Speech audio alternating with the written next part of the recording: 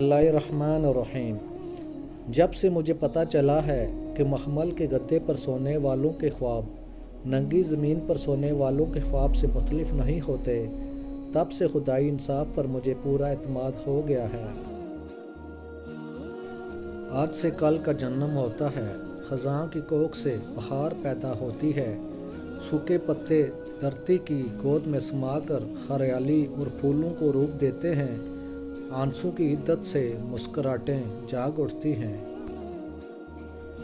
جب زندگی کو اپنے دل کے گیت سنانے کے لیے گانے والا نہیں ملتا تو وہ اپنے دلی جذبات کے اظہار کے لیے فلسفی پیدا کر دیتی ہے۔ لوگ مجھے پاگل سمجھتے ہیں، اس لیے میں اپنی زندگی درہم و دینار کے بدلے نہیں بیچتا۔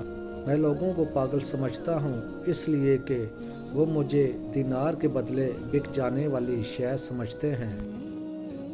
اگر تم نے ہر حال میں خوش رہنے کا فن سیکھ لیا تو یقین کرو زندگی کا سب سے بڑا فن سیکھ لیا۔ اس قدر اندھا ہے وہ شخص جو اپنی جیب سے دوسروں کا دل خریدتا ہے۔ کسی بزرگ سے پوچھا گیا کہ کون سا لمحہ سب سے زیادہ تکلیف دہ ہوتا ہے؟ جب ایک سفید پوش آدمی مجبوری سے کسی کم ظرف کے آگے سوال کرتا ہے۔